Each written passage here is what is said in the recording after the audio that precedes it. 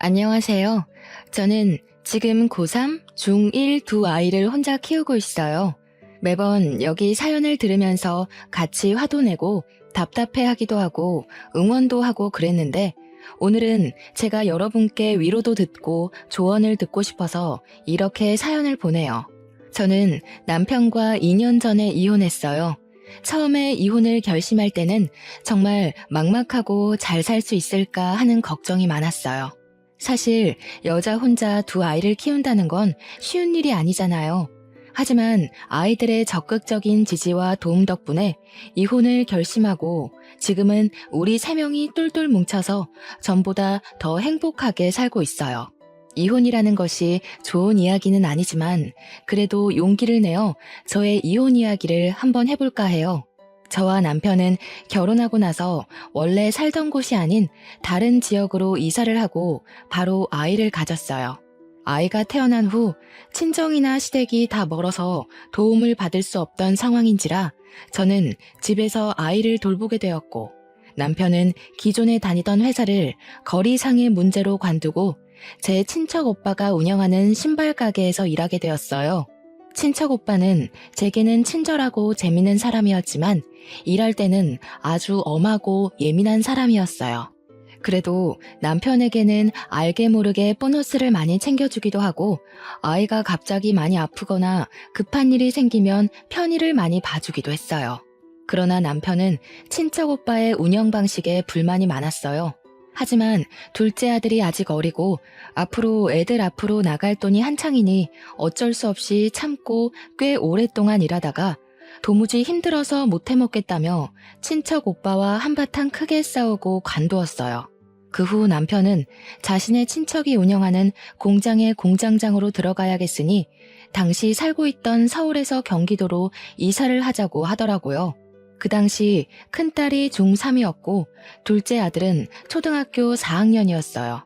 멀리 이사를 하다 보니 아이들도 전학을 가야만 했는데 저는 큰딸이 걱정되더라고요. 사실 큰딸이 조금 소심하고 조용조용한 성격이거든요. 그래서 친구도 두루두루 사귀지 못하고 한 친구만 깊게 사귀는 편이에요. 이런 성격의 아이가 이미 무리가 다 지어질 대로 지어졌을 중3 때 전학을 가면 과연 잘 적응할 수 있을지 걱정이 되더라고요. 그래서 남편에게 차라리 1년만 더 있다가 큰딸의 고등학교 입학과 동시에 이사를 하자고 했어요. 그런데 친척의 공장에서는 지금 사람이 없으니 남편에게 빨리 오라고 했었나 봐요.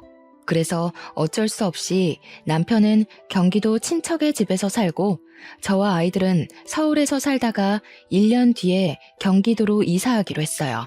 그런데 남편이 경기도의 친척 집에서 출퇴근한 지 일주일이 지나자 눈치 보인다고 차라리 빨리 이사를 오라고 하는 거예요. 그때가 4월이었어요. 이제 학교에서는 단짝이 생기고 노는 무리가 형성되었을 시기인데 전학을 가자니 아이들이 너무 걱정되었어요. 요새 뉴스에서 보면 학교 폭력도 이전과는 다르게 아주 심각하잖아요. 안 그래도 마음이 여린 큰딸이 혹시라도 나쁜 아이들의 표적이 되어 왕따라도 당하게 되면 어쩌나요? 그래서 아직은 아이들 때문에 지금 당장 이사는 안 될 것 같고 차라리 거기 근처에 원룸을 구해서 살라고 했어요. 그랬더니 자기 혼자는 못 살 것 같고 다달이 쓸데없는 돈을 쓰는 것이 아깝다며 일단 빨리 이사하자고 하더라고요. 하도 독촉을 하길래 어쩔 수 없이 남편이 다니는 공장 근처로 집을 알아보는데 교통편 좋고 학교도 가까운 곳에 마땅한 집이 없었어요. 그렇게 또 한 달 정도가 흘러가자 남편은 제게 나는 친척집에서 눈치 보며 사는데 왜 이렇게 집을 못 구하냐며 화를 냈죠. 그러더니 저에게 말도 없이 혼자 대출을 받고 집을 계약하고 와서는 8월에 이사하는 거로 끝냈다고 통보를 하더라고요. 저는 아무리 그래도 우리가 부부인데 제게 말도 없이 혼자서 결정한 것에 너무 화가 났어요. 일단 집을 구했다고는 하니 어떤지 확인을 해보려고 갔는데 신축 빌라라 깔끔은 하지만 앞뒤로 다 빌라 짓는다고 공사 중이고 학교도 엄청 멀었어요. 그리고 너무 외져서 여기서 정말 사람 하나 납치당해도 아무도 모르겠더라고요. 대형마트도 엄청 멀어서 가려면 버스를 타고 가야만 했어요. 저는 왜 이런 곳에 상의도 없이 대출까지 받아서 집을 구했냐고 뭐라고 했지만 남편은 제 말은 듣지도 않았고 자기는 눈치를 보면서 살고 있다며 내 생각은 어떻게 하나도 하지 않냐고 자기 입장만 구구절절 얘기하더라고요. 저는 어차피 집에 있으니 그렇다 치고 아이들의 입장은 하나도 생각하지 않은 채 자신이 힘든 것만 얘기하는데 정말 어쩜 사람이 이렇게 이기적일 수도 있나 싶더라고요. 앞뒤가 꽉 막힌 남편과 대화라는 것을 시도하자니 정말 벽에다 대고 말을 하는 것 같아 저도 그냥 말하다 말고 지쳐서 집으로 혼자 돌아왔어요. 그 뒤로 저는 서울에서 혼자 아이들을 돌보며 이사 준비를 했네요. 그렇게 시간이 흘러 8월이 되어 저와 아이들은 원치 않는 이사를 하고 짐도 어느 정도 정리하며 아이들의 전학까지 완료했어요. 그런데 서울은 고등학교가 평준화되어 입학할 때 추첨으로 입학하지만 저희가 이사한 경기도는 비평준화 지역이어서 중학교 3학년 겨울에 연합고사라는 시험을 봐서 고등학교에 입학하더라고요. 만약 연합고사를 제대로 보지 못하면 다른 지역 고등학교에 가야 했어요. 그런데 평소에는 연합고사를 잘 보지 못해도 다들 충분히 갈 수 있었지만 우리가 이사 올 당시 이 지역 중3 학생 수가 고등학교 입학 정원보다 많아 필수적으로 300명 정도는 다른 지역으로 가야만 했어요. 즉, 다른 연도와는 다르게 이번에는 연합고사를 형식적으로가 아닌 정말 제대로 잘 봐야지 원하는 고등학교에 갈 수 있는 상황이었죠. 이러한 상황에서 다른 학생들은 3월부터 준비를 해왔던 연합고사를 큰딸은 9월부터 준비를 해야 했어요. 남들보다 늦게 시작했기에 친구들을 따라잡으려면 매일 밤 늦게까지 공부를 해야만 했죠. 학교 적응하기도 힘든 와중에 학업 스트레스를 받는 큰딸을 보니까 자기만 생각하는 이기적인 남편이 정말 원망스럽더라고요. 남편이 1년만 원룸 구해서 살았으면 아이가 저렇게까지 스트레스 안 받아도 됐을 거잖아요.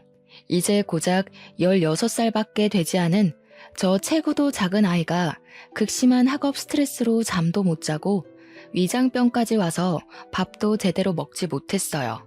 저는 안쓰러워 죽겠는데 남편은 그런 딸을 위로해주지는 못할 망정 왜 그리 약해 빠졌냐고 뭐라고만 하더라고요. 보는 제가 정말 다 섭섭하고 화가 났죠. 한 번은 남편에게 여기로 이사만 오지 않았어도 큰딸이 저렇게까지 고생을 안 했을 것이라고 말했더니 남편은 그럼 나는 1년간 친척 집에서 눈치 보며 살아야 하는데 그런 건 생각하지 않냐고 제게 뭐라고 하더라고요. 남의 자식도 아니고 자기 자식이 저렇게 고생을 하는 것을 보고도 여전히 자기만 생각하는 남편을 보니 정말 저런 것도 아빠인가 싶더라고요. 그래도 어쩌겠나요. 이미 이사는 왔고 아이는 이제 서울 중학생이 아닌 경기도 중학생인 것을요.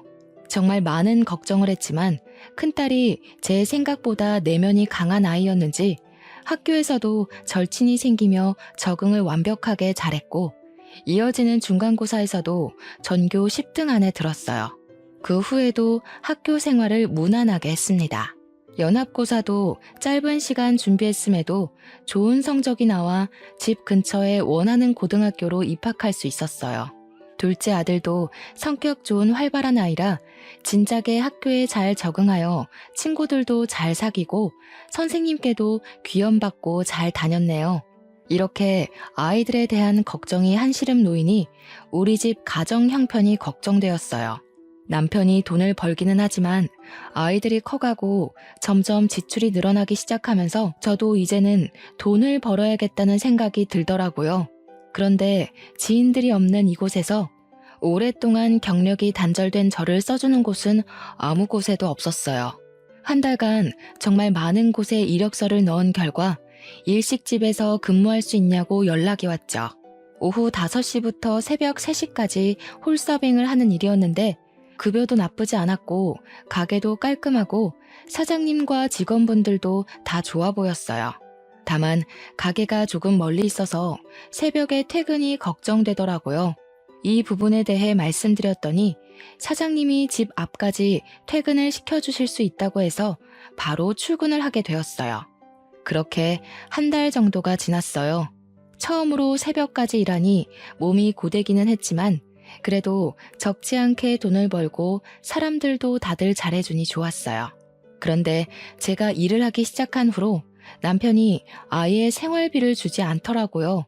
수도세나 전기세 같은 공과금은 제 월급으로 나간다고 해도 적어도 아이들 교복비, 학비와 같은 양육비는 줄 법도 한데 이조차도 전혀 주지를 않았어요. 제가 생활비나 아이들 학원비를 내야 하니 돈을 좀 보내달라고 하면 남편은 너도 돈을 버는데 내가 왜 줘야 하냐고 하더라고요. 저도 돈을 벌기는 하지만 솔직히 그 돈이 많은 돈도 아니었고 아이들 학비나 용돈, 공과금을 내고 나면 저도 오히려 돈이 부족한 상황이었어요. 그나마 결혼하면서 친정엄마가 주신 비상금이 있어 망정이지 그 돈도 없었으면 저는 돈이 한 푼도 없는 상황이었죠. 그래서 제 월급 명세를 보여주며 공과금에 아이들 학원비, 학교 준비물을 사면 생활비나 반찬값이 한 푼도 없다고 했어요. 그래도 남편은 절약하고 줄이라고 하면서 절대 돈을 주지 않더라고요. 제가 뭐 그 돈으로 사치하겠다는 것도 아니고 커가는 아이들 먹이고 입히는 것에 쓰겠다는데 그조차도 용납하지 못하고 돈을 하나도 주지 않는 것이 정말 더럽고 치사하더라고요. 남편이 이런 식으로 나오니 저는 새벽까지 하는 일이 힘들어도 일을 관둘 수가 없었어요. 그러던 어느 날이었어요. 큰딸이 야간 자율학습을 마치고 밤 10시에 집에 오는데 집 근처에서 동네 깡패들을 만났다고 했어요. 다행히 큰딸이 잽싸게 뛰어와서 큰일은 없었지만 딸아이가 그런 일을 겪었다는 것이 너무 속상하더라고요. 제가 그 시간에 집에 있으면 당연히 학교 앞으로 나가겠지만 저는 그 시간에 가게에 있어야 하는 상황인지라 남편에게 어제의 일을 이야기하며 밤 10시에 아이를 데리고 오라고 부탁했어요. 남편은 고1이면 다 컸는데 무슨 데리러 가냐며 오히려 저한테 과잉보호한다며 뭐라고 하더라고요. 저는 그런 남편이 도무지 이해가 되지 않았어요. 제가 뭐 매일 데리러 가라는 것도 아니고 집이 외지고 근처에 사는 친구가 하나도 없는 상황에서 딸이 깡패를 만났다는데 부모라면 당연히 아이를 지켜야 하는 것 아닌가요? 저는 남편에게 제가 일을 하고 있어서 나가지 못하니 꼭 그날은 아이를 데리고 오라고 신신당부를 했죠. 남편은 시큰둥하게 알았다고 대답하더라고요. 다음날 큰딸에게 물어보니 역시나 남편은 아이를 데리러 나가지 않았고 집에서 TV를 보고 있었다고 하더라고요. 차라리 잠이 들었으면 그러려니 하겠지만 TV를 보고 있었다면 충분히 나갈 수도 있는 상황이었는데 자신이 귀찮아서 나가지 않았다는 것이잖아요. 아이가 깡패들한테 맞을 수도 있는 상황에서도 철저히 자기 자신만 생각하는 남편의 모습이 너무 실망스럽고 화가 나더라고요. 이렇게 자기 자신만 생각하며 살 거면 그냥 차라리 혼자 살고 아이도 낳지를 말지 결혼은 왜 해서 이렇게 저와 아이들을 괴롭게 만드나 하는 생각이 들었어요. 그로부터 며칠 뒤 아들의 생일이었어요. 저는 새벽에 퇴근하자마자 미역국을 끓이고 아침에 일어난 아들에게 축하한다고 이야기해 주었는데 남편은 축하한다는 말 한마디 없이 그냥 밥만 먹고 있더라고요. 아들이 남편에게 나 생일인데 선물이나 용돈 없냐고 물으니 남편은 정색하며 무슨 용돈이냐고 밥이나 먹으라고 하더라고요. 아들은 그런 남편의 모습을 보고 크게 실망한 표정을 지었어요. 잠시 뒤 아들은 펑펑 울면서 다른 아빠들은 아들이 생일이라고 하면 생일 선물도 사주고 그 주 주말에는 같이 놀러 가기도 하는데 우리 아빠는 놀러 가기는커녕 용돈도 안 준다고 나를 아들로 생각이나 하냐 하더라고요. 그런 아들의 울음에도 남편은 기어이 생일 축하한다는 말 한마디 없이 그냥 출근했어요. 저는 솔직히 그날은 남편이 케이크라도 들고 퇴근을 할 줄 알았지만 남편은 빈손으로 퇴근을 했더라고요. 그 뒤로 아들과 남편의 사이는 급속도로 멀어졌네요. 남편이 아이들에게 하는 모습을 보면 정말 당장이라도 이혼을 해버리고 싶었어요. 하지만 아이들이 엄마랑만 사는 것보다는 아빠와 함께 사는 것이 더 좋다고 생각되어 남편의 이기적인 행동을 보면서도 바보같이 참고만 살았어요. 그러다가 연말이 되었어요. 연말에는 회식도 많아서 가게에도 손님들이 정말 많았고 장사를 마치고 정리를 하면 늘 새벽 5시였어요. 그래도 사장님이 가게에서 우리 집에 먼데도 여전히 매번 퇴근할 때 집 앞까지 태워다 주셔서 항상 편하게 퇴근을 할 수 있었죠. 어느 12월의 금요일 밤이었어요. 그날은 송년회나 회식으로 유달리 손님이 많아 정말 힘들었고 장사를 끝내니 새벽 5시였어요.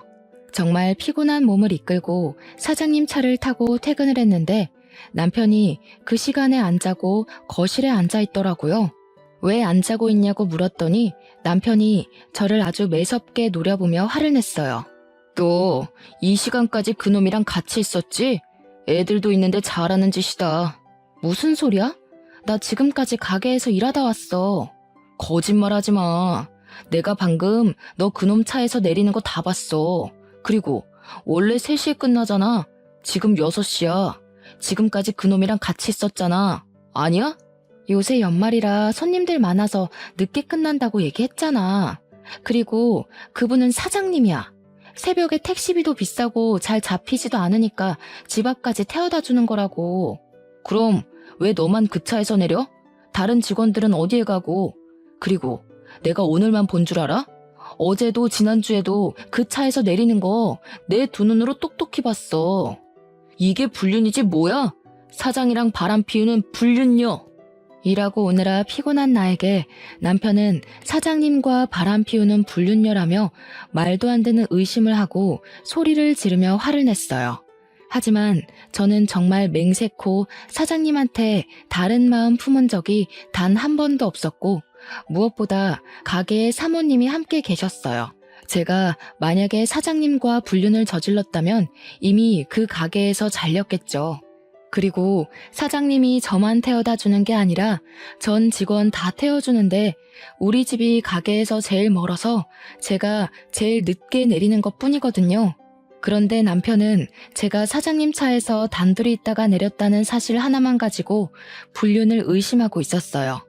남편이 그 조용한 새벽에 고래고래 소리를 지르는 통에 아이들이 자다가 놀라서 나와 남편을 말렸어요.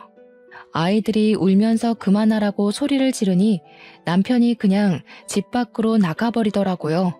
저는 놀란 아이들을 진정시키고 잠깐 자려고 안방에 누웠는데 너무 억울하고 분통해서 피곤한데 잠도 안 왔어요. 잠시 후 아이들은 친구들 만나러 나가고 저 혼자 그냥 멍하니 누워있는데 남편이 들어왔어요. 진짜 솔직하게 말해봐. 정말 그놈이랑 만나는 거 아니야? 당연히 아니라고. 요새 연말이라서 손님들 많아서 늦게 끝나는 거라니까. 게다가 가게에 사모님도 같이 일하고 계시는데 만나고 뭐하고 할 게 뭐가 있어. 그럼 차라리 일 관둬. 그 일 관두고 다른 일에. 가게는 많잖아. 안 그래? 내가 왜? 나 이제 여기서 일 적응해서 잘 다니고 있는데 왜? 그리고 솔직히 다른 곳보다 여기가 훨씬 돈도 많이 줘. 애들 학비며 용돈, 생활비에 공과금까지 다 내 돈으로 하는 마당에 내가 왜 이 좋은 일자리 두고 다른 곳에 가야 하는데? 네가 돈도 안 주면서 어떻게 먹고 살아? 애들이랑 다들 쫄쫄 굶고 살아? 그건 그냥 아껴서 하면 되잖아. 사람이 자기 분수에 맞게 살아야지. 어떻게 맨날 고기만 먹어? 뭐? 내가 언제 뭐 비싼 고기를 먹지? 그리고 나만 먹어? 우리는 밥에 김치만 먹어도 커가는 애들은 고기도 먹고 해야 하잖아. 한 근에 얼마 안 되는 삼겹살 좀 애들 먹이고 싶은데 생활비에 공과금 내 월급으로 내고 나니 돈이 없더라 돈이. 말이 나와서 말인데 도대체 네 월급은 다 어디에다가 쓰니? 너야말로 새살림 차려서 여자한테 돈 다 갖다 바치는 거 아니야? 너 말이면 다인 줄 알아? 너야말로 그놈이랑 불륜 저지르고 거기 계속 그렇게 다니는 거 아니야? 네 남편이 그렇게 싫다는데 굳이 거기에 가야겠어? 이렇게 가게가 많은데. 저는 혼자 오해하고 진실을 알려고 하지도 않으며 귀를 닫아버린 남편과 이야기를 하자니 속이 터져서 돌아버리겠더라고요. 말해봤자 제 입만 아프고 시간만 낭비되니 그냥 나 잘 테니까 나가라고 했어요. 그런데도 남편은 계속 그곳을 관두지 않으면 이혼하겠다는 말까지 하더라고요. 솔직히 지금도 제 돈으로 다 먹고 사니 이혼을 해도 경제적으로 큰 문제는 없었어요. 아이들도 이제 혼자서 학교 다녀오고 저 없이도 알아서 밥도 잘 차려 먹고 생활할 수 있기도 했고요. 그런데 갑자기 이혼하면 아이들이 받을 정신적인 상처가 걱정되었어요.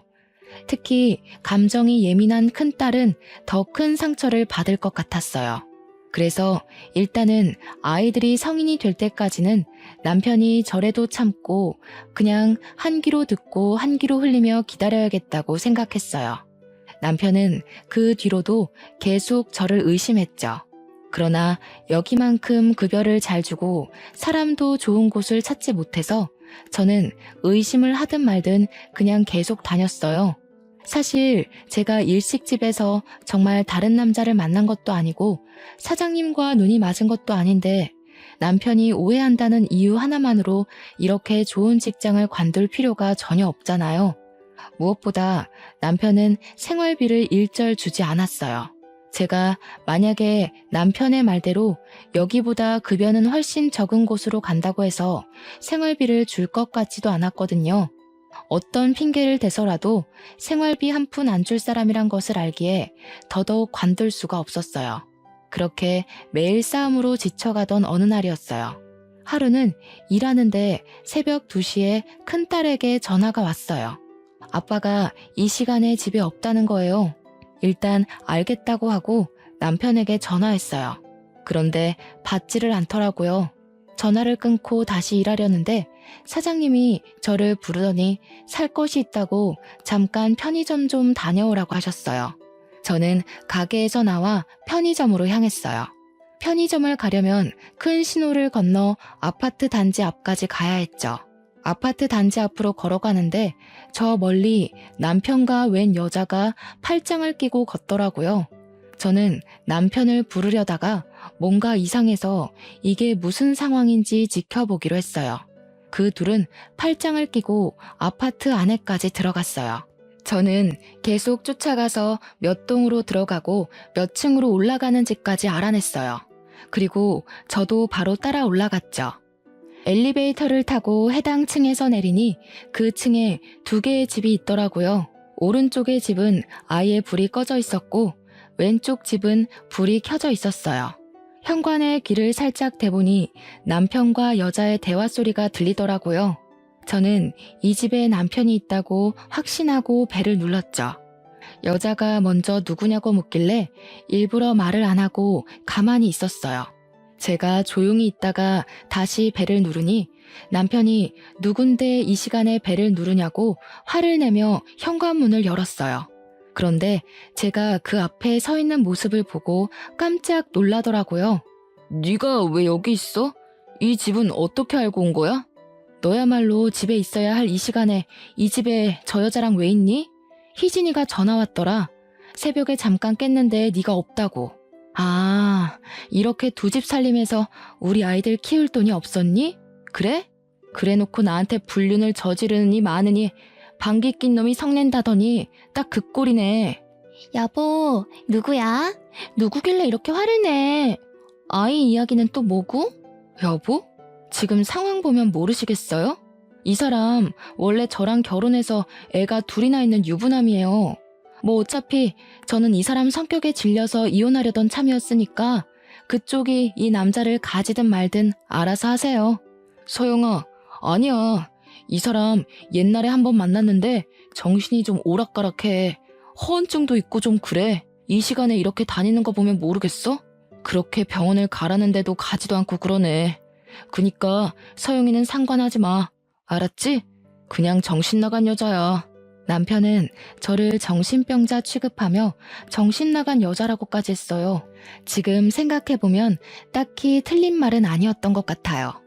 자기밖에 모르고 제멋대로 상상의 나래를 펼치고 의심하는 사람과 사느라 그때는 정말 저도 제정신으로 버티기가 힘들었거든요. 정말 아이들이 있으니 버티고 참았지 아이들마저 없었으면 이미 저는 정신병원에 갔을지도 모르겠네요. 아무튼 그런 남편의 말을 상간녀는 그 말을 또 곧이곧대로 듣고 저에게 나가라고 하더라고요. 저는 더 화내고 따져 묻고 싶었지만 상간녀와 남편이 나를 밀어내고 문을 닫아버리는 통에 나올 수밖에 없었어요. 아파트 밖으로 나와 다시 정신을 가다듬고 편의점 갔다가 가게에 들어가는데 이 상황이 화가 나는 것이 아니라 오히려 마음이 싹 정리되면서 편안해지더라고요. 그날 홀가분한 마음으로 퇴근하고 집에 오니 새벽 4시였고 남편은 당연히 집에 없었어요. 그때까지 걱정으로 잠을 자지 못하는 큰딸에게 아빠와 연락이 되었는데 잠깐 회사에 일이 생겨서 급하게 나갔다고 했어요. 아무리 못된 남편이라도 아이들에게는 자신을 낳아준 아빠인데 그런 아빠가 다른 여자와 살림을 차렸다는 이야기는 차마 못하겠더라고요. 그리고 큰딸에게 혹시라도 아빠랑 엄마가 이혼하면 어떨 것 같냐고 물어봤어요. 큰딸은 그래도 자기는 엄마 편이라고 하며 이혼하면 오히려 좋다고 하더라고요. 이야기해보니 큰딸은 그동안 남편이 제게 생활비 한 푼도 안 주고 오히려 다른 남자 만난다고 오해했던 것까지 모든 상황을 다 알고 있더라고요. 그러면서 저와 남편이 싸우는 거 보면서 불안하게 사느니 차라리 좀 힘들어도 저와 마음 편하게 사는 게 더 좋다고 말했어요. 그래도 이제 고3인데 부모의 이혼이 신경 쓰이지 않겠냐고 물으니 고3이라서 더 이혼하는 게 좋을 것 같다며 맨날 싸우는 소리 들으면서 불안한 것보다 차라리 이혼하는 편이 덜 신경 쓰일 것 같다고 말했어요. 저와 큰딸의 대화 소리에 둘째 아들도 잠에서 깼어요. 저는 아들이 일어난 김에 아들의 생각도 물어보았어요. 아들도 역시 아빠와 함께 좋은 시간을 보낸 적도 없고 집에 오면 자신들과 함께 있는 것을 귀찮아하고 아빠가 집에 있으면 오히려 더 불안하고 좋지 않다며 이혼하는 것에 찬성한다고 하더라고요. 아이들의 말을 듣고 저는 바로 남편과 이혼을 하기로 마음먹었어요. 사실 저는 이기적이고 아이들조차도 돌보려 하지 않는 남편에게 이미 5만 가지 정이 다 떨어진 상태여서 다른 여자를 만나 무슨 짓을 하든 말든 저는 아무 상관이 없었어요. 항상 이혼하고 싶은 마음은 굴뚝 같았지만 그래도 아이들에게는 이 사람이 아빠인데 이혼한다면 아이들의 마음에 큰 상처를 줄 것 같아 이혼을 못하고 있었거든요. 그런데 남편이 다른 여자를 만나 살림까지 차리는 것을 두 눈으로 확인하고 게다가 아이들도 이혼하는 것에 대해 찬성하는 이 마당에 저는 제가 이혼을 못할 이유는 없다고 생각했어요. 그리고 다음 날 저는 이혼 서류를 준비하고 남편 공장 앞으로 갔어요. 그리고 남편에게 전화를 걸어 잠깐 앞으로 나오라고 했죠. 남편이 나오자 아무 말 없이 이혼 서류를 던져주고 그냥 왔어요. 그리고 집으로 돌아가는데 시어머니한테 전화가 오더라고요. 종태한테 다 들었다. 네가 불륜을 저질렀는데 뭐가 잘한 게 있다고 이혼 서류를 내밀어? 불륜을 저지른 것이 자랑이야? 어머니, 제대로 좀 알고 화를 내세요. 그동안 어머니 아들이 어머니 손주들 크는데 돈 한 푼도 안 줘서 제가 새벽까지 일하며 돈 벌어서 다 먹이고 키웠어요. 그런데 제가 그렇게 일하는 새벽에 어머니 아들은 이미 다른 아파트에서 젊은 여자랑 새 살림을 차렸어요. 그래서 이혼하자고 서류 내민 게 그렇게 잘못이에요? 우리 종태가 그럴 리가 없다. 종태가 얼마나 책임감 강하고 성실한 아이인데 네가 돈을 헤프게 쓰느라 생활비가 다 떨어졌던 거겠지. 그리고 젊은 여자랑 새 살림이라니 말도 안 된다. 네가 오해한 거겠지. 어머니는 남편의 말만 듣고 무조건 다 제 잘못이라고만 하면서 자기 아들에게 사과하고 같이 살라고만 했어요. 시어머니와의 전화를 끊으니 이번에는 남편의 형, 동생이 돌아가면서 전화해서는 제게 불륜 저질러 놓고 뭐가 그리 당당하냐고 뭐라고 했어요. 게다가 남편 회사의 사장님인 친척 형까지 저한테 전화해서 남편이 돈 벌어다 주면 알뜰살뜰하게 집에서 살림이나 잘할 것이지 돈도 헤프게 쓰고 다른 남자까지 만나냐며 뭐라고 하더라고요. 누가 한 가족 아니랄까봐 남의 말은 하나도 듣지 않고 혼자 오해하고 의심하는 게 다들 똑같더라고요. 저는 너무 화가 나서 견딜 수가 없었어요. 이 사람들에게 남편의 잘못을 확실히 알려주기로 했어요. 남편이 잘못해서 이혼하는 마당에 꼭 내가 잘못해서 이혼한 것처럼 있기는 억울하잖아요. 일단 가게에는 죄송하지만 급하게 집안일이 생겨 일주일만 쉬겠다고 양해를 구했어요. 그리고 남편이 퇴근할 시간에 맞춰 상간녀가 사는 아파트 앞으로 갔죠. 얼마 지나지 않아 남편이 나타났어요. 제가 이혼하자고 하니 이제는 아주 당당히 제 집 가듯이 들어가더라고요. 저는 기회를 놓치지 않고 아파트에 들어가는 사진을 찍었어요. 또 사진 찍을 것이 있을까 싶어 기다리는데 마침 둘이 팔짱 끼고 다정하게 나오더라고요. 몰래 쫓아가니 세상 다정한 부부처럼 장을 보고 있더라고요. 우리 집에서는 한 번도 사지 않았던 비싼 소고기도 장바구니에 넣더니 남편이 자신의 카드로 계산을 하더라고요. 저랑 장을 볼 때는 달걀 한 판도 아깝다며 한 판 다 못 먹으니 10구짜리만 사라던 사람이었거든요.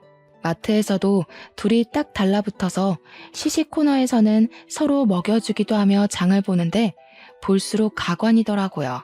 저는 이 모든 모습을 사진을 찍어 남편의 가족과 친척들에게 보냈어요. 그리고 다들 제가 불륜을 저질렀다고 하시는데 실제로는 이렇게 남편이 다른 여자와 불륜을 저지르는 상태이고 저는 지금 생활비 한 푼도 못 받는 상황인데 이런 상황에서 제가 이혼 서류를 내민 것이 그렇게 욕을 먹을 만큼 잘못한 것이냐고 문자를 보냈어요.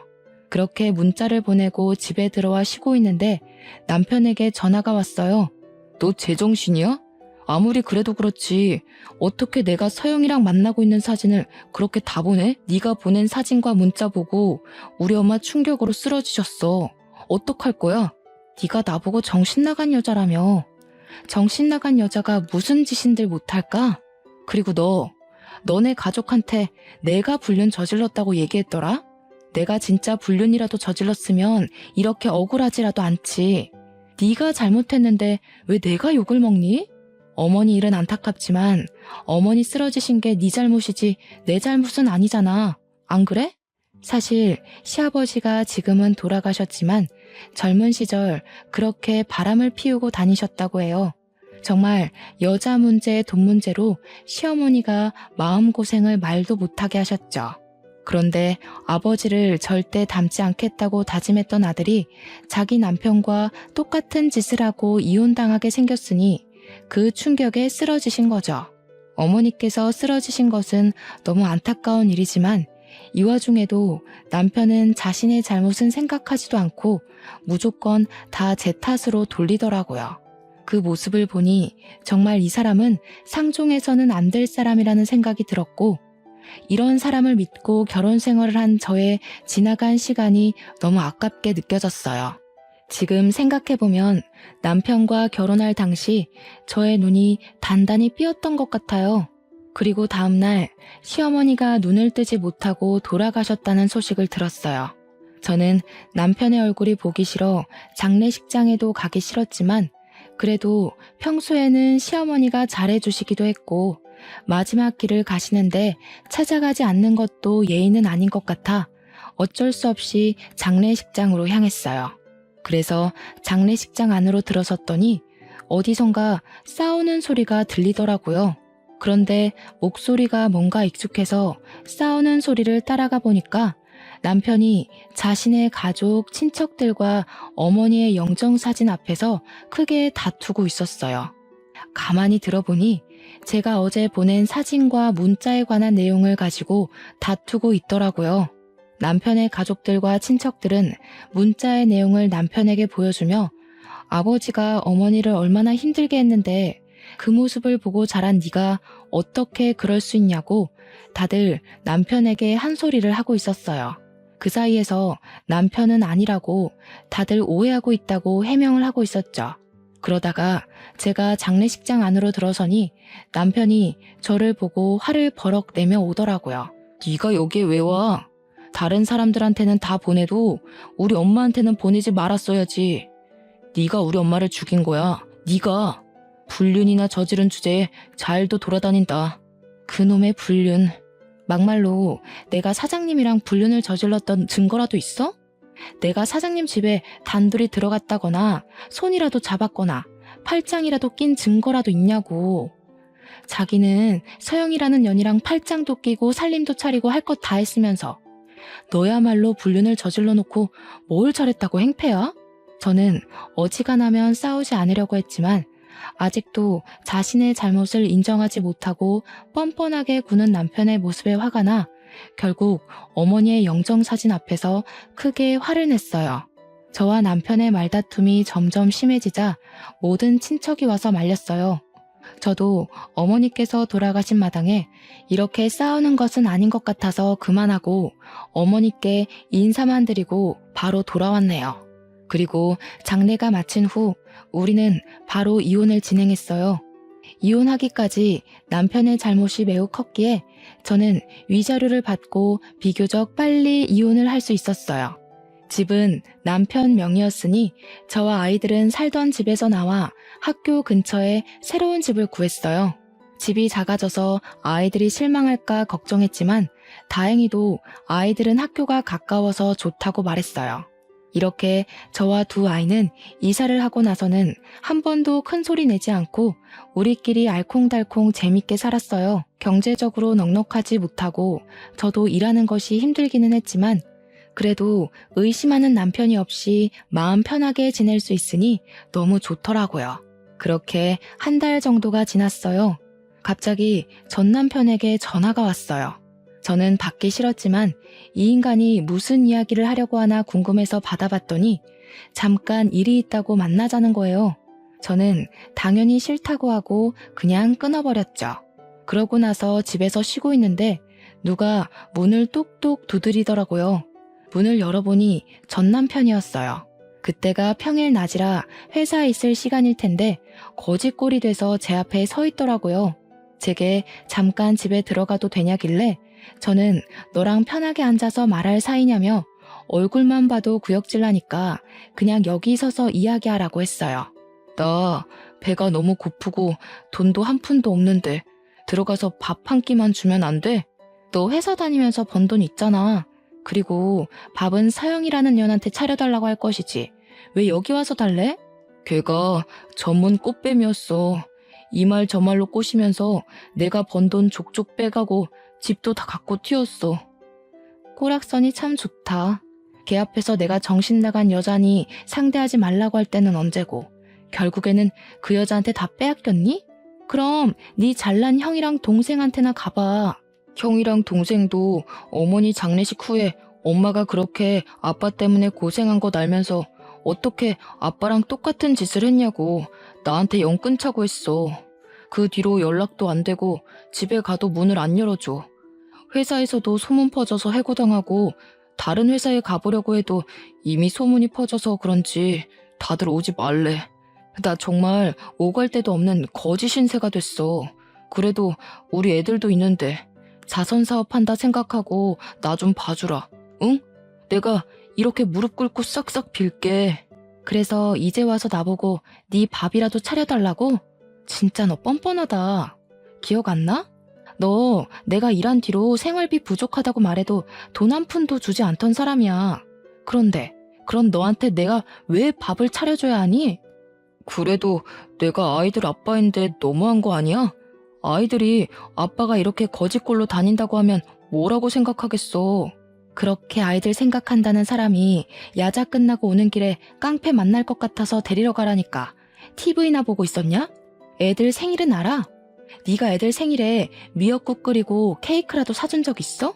큰딸 고등학교 입학한 후로 애들 학비, 학원비 한 푼이라도 네 월급에서 나간 적 있어? 우리 애들은 널 아빠로 생각하지 않아. 그니까 말도 안 되는 소리 짓거리지 말고 당장 꺼져. 지금 안 가면 경찰 부를 거야. 전 남편은 저의 단호한 이야기에도 나가지 않고 계속 무릎 꿇고 빌고 울길래 저는 경찰을 불러서 쫓아내버렸어요.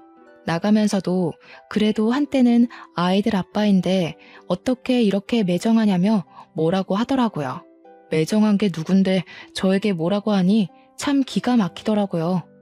역시 전 남편은 여전히 자기만 아는 철저히 이기적인 사람이었어요. 그 후에는 아이들 학교 시간에 맞춰서 학교 앞으로 가서 아이들에게 접근해서 아빠 행세를 하려 했지만 솔직히 아이들이 한창 뛰어놀고 싶을 때 놀이동산이나 동물원은 고사하고 집 앞 공원조차도 한번 데려가지 않고 용돈도 한번 안 준 아빠가 아이들이라고 좋겠어요? 아이들도 그런 아빠를 무시하고 매몰차게 거절했다고 해요. 그런 아이들에게 그래도 아빠인데 혹시라도 아빠와 함께 시간을 보내고 싶다면 제 눈치 보지 말고 언제든지 가도 좋다고 했어요. 그랬더니 아이들은 질색하며 그런 아빠와 같이 있느니 차라리 아빠 없이 사는 게 더 낫다고 하더라고요. 그 말을 듣는데 아이들의 마음이 이해가 되기도 하면서 가엾더라고요. 아빠가 있긴 하지만 아빠의 역할을 전혀 하지 않아 차라리 없는 것이 더 낫다고 말하는 아이들의 마음이 어떨까 하는 생각에 너무 짠하고 안쓰러웠어요. 그래도 아이들에게는 아무리 나쁜 아빠여도 아빠는 아빠라고 말하며 너무 아빠를 미워만 하지 말라고 타일렀네요. 그 뒤로는 전 남편은 이제 제게 연락을 하거나 아이들 앞에 나타나지 않았어요. 저도 굳이 알고 싶지도 않고 아이들도 이제는 아빠의 존재를 잊고 살아가고 있네요. 사연을 쓰면서 생각나는데 처음에 제가 전 남편과 결혼한다고 했을 때 친정엄마가 너무 이기적이고 자기 자신만 생각한다며 그렇게 반대를 하셨거든요. 그때는 아니라고 나한테 정말 잘해준다며 엄마가 잘못 본 거라고 우겼는데 결국에는 엄마의 말씀대로 마음고생을 심하게 하고 이렇게 이혼하게 되었네요. 전 남편으로 인해 한창 힘들 때는 엄마의 말을 듣고 그대 결혼을 하지 말았어야 했다는 생각을 하기도 했어요. 하지만 한편으로는 전 남편과 결혼해서 누구보다도 야무지고 속이 꽉 찬 두 아이를 만났으니 그래도 결혼을 통해 제 인생의 가장 큰 보물을 얻었다는 생각도 드네요. 비록 이혼이라는 과정을 통해 아이들에게 본의 아니게 상처를 주긴 했지만 그 상처를 보듬어주고 아이들 아빠 몫까지 최선을 다해 사랑해주며 감사한 마음으로 살아가려고요.